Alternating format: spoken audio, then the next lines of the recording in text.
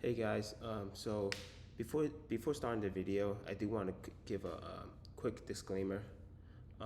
Everything shown in this video is for educational purposes only and should not be taken as advice on how to invest your capital. Always speak with a professional financial planner or advisor before making any investment decisions. This is only for educational uh, purposes only. Thank you. Hey everyone, welcome back to this weekend's market breakdown. Let's get into it. Let's get right into it. Come on, man. All right.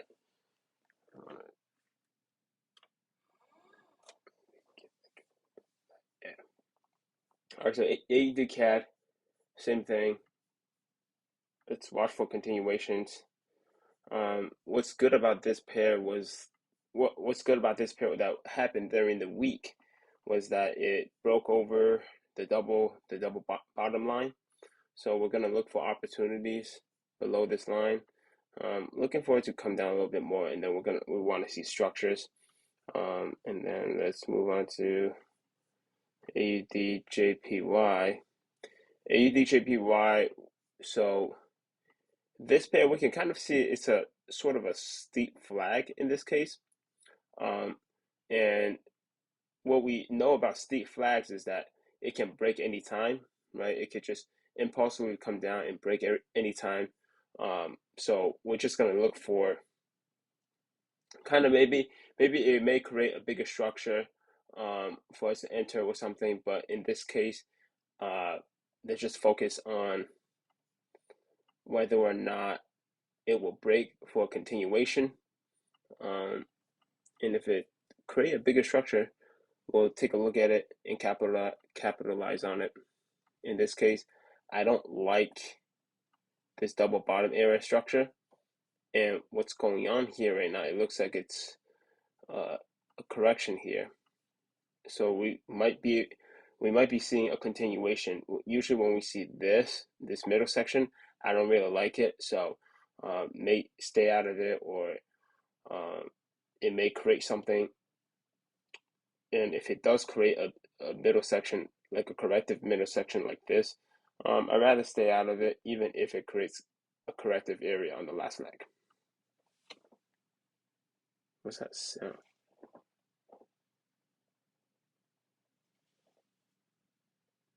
The fuck is this sound? Whatever.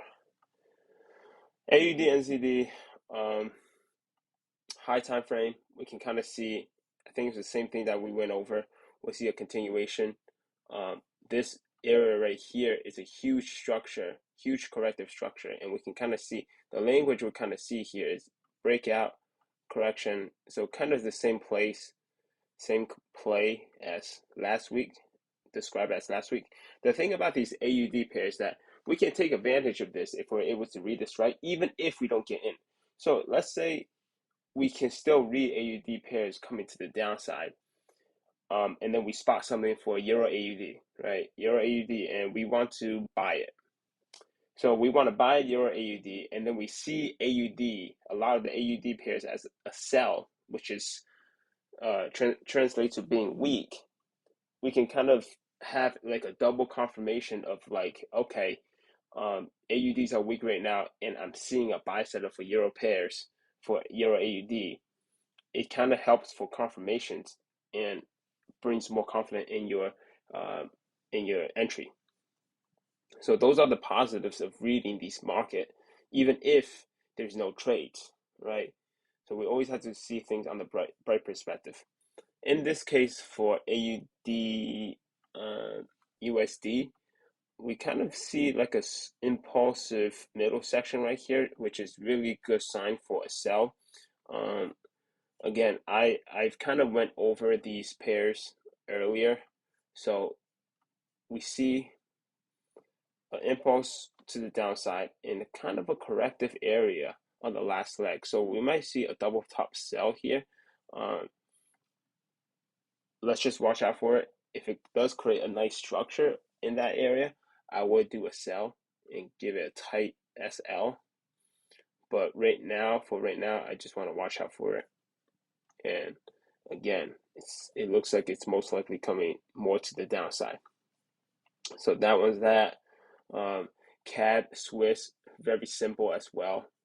We see that it break this bigger structure, and it's coming probably something for the double top for a sell, at least through somewhere in here. It might not break, but even in this case, I'm not really looking to enter this pair. Moving on, so we can kind of see a more sell setup for CAD Swiss, CAD JPY. So CAD JPY was an interesting pair that I kind of spotted when I went over the market by myself. Was so what happened with this pair is, uh, and I can't believe I didn't even catch it. This pair, if we invert the scale right here, we saw a nice ascending channel structure for this double top, and this is like a perfect M structure that I always look for. This M structure, um, it was really good, and I can't believe I didn't spot it and take advantage of this. But even so, I'm glad I didn't enter, because I really didn't like this first leg right here, this double area right here. So, I mean, rather than risking 1%, we collected data. So if we just see things on the bright side, we still collected this kind of data that it does work on this ascending channel structure. Well, in this case, it's descending channel because I inverted the scale. But in these channels, we can kind of see it kind of works, right? So it does have a nice last leg. It does have a nice last leg in this case. Um, so it's kind of like ascending within ascending for like double confirmations and stuff. This pair is a nice M structure is because usually when we see M structures, and if it goes beyond, it goes near 40 or 50%, I wouldn't really consider it. Right now, I think this is around 30%. I did measure it, but this was pretty good. So like 1600, and then compared to 600, so it was around like 30%. This is a nice structure. I do like it, but um, again, I'm just glad I got more data on it, and it finished within a week. Finished within a week, and 441 pips. It's just really good. 12%. That's really good odds. Euro AUD.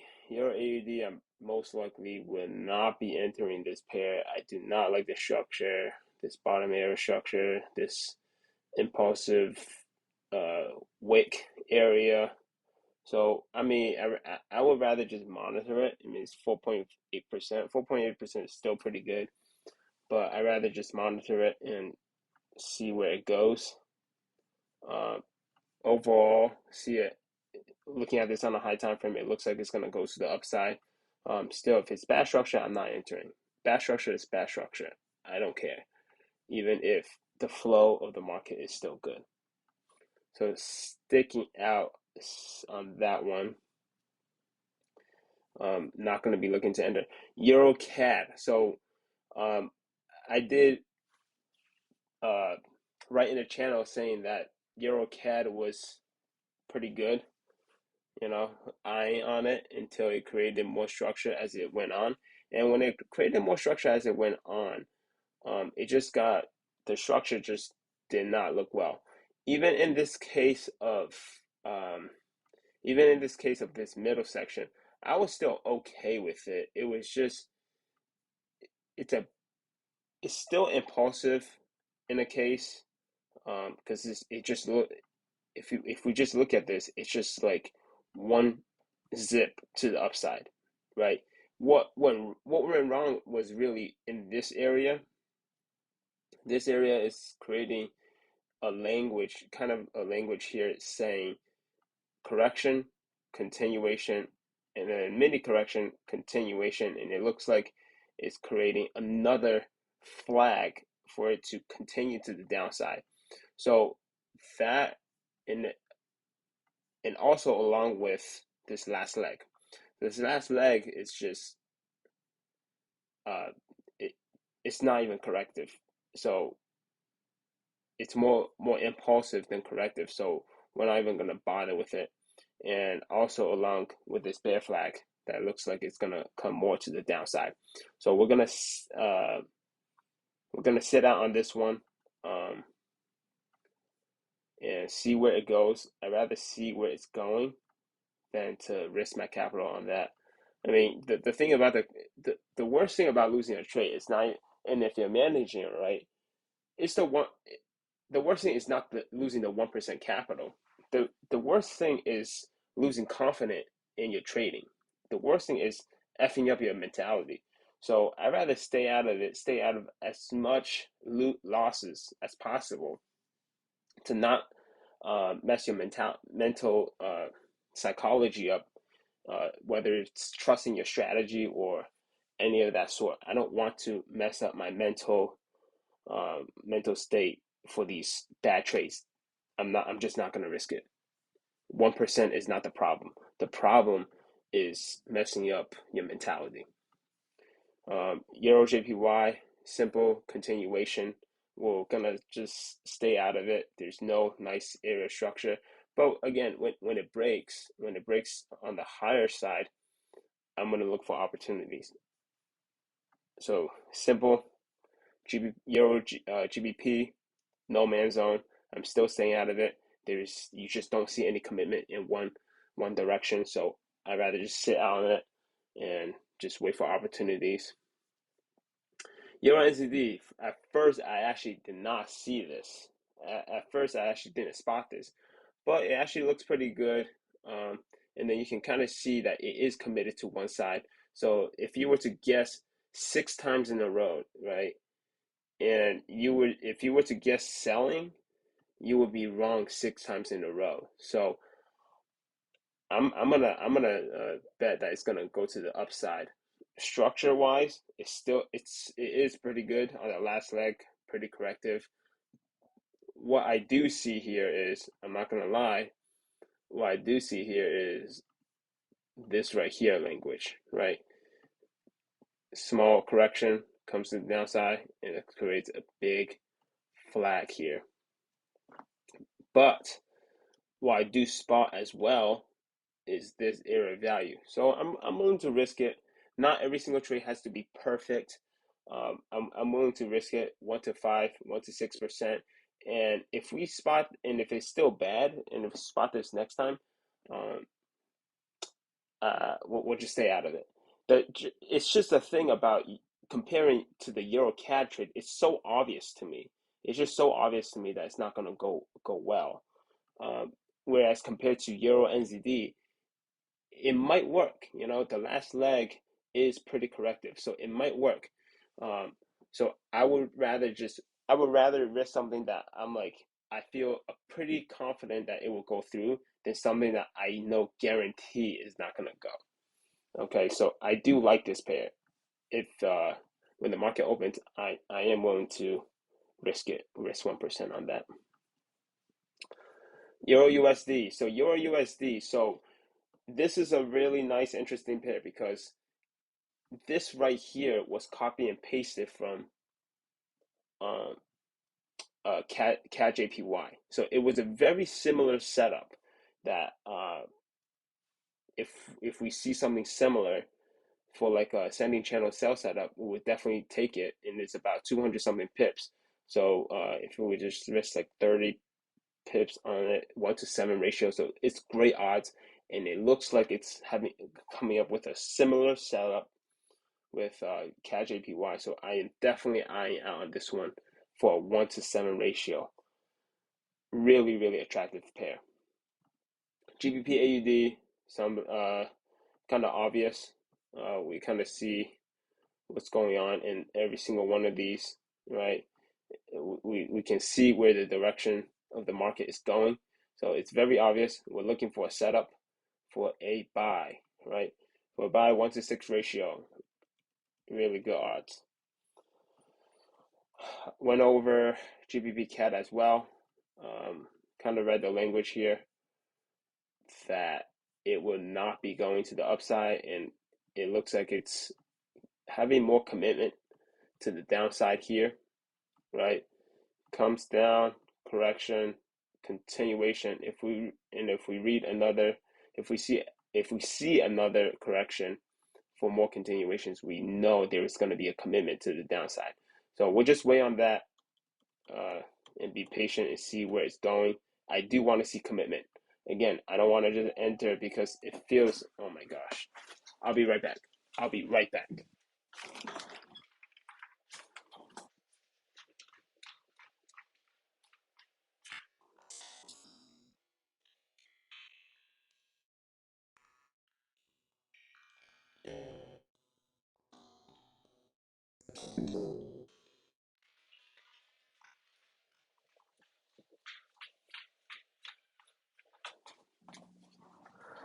All right.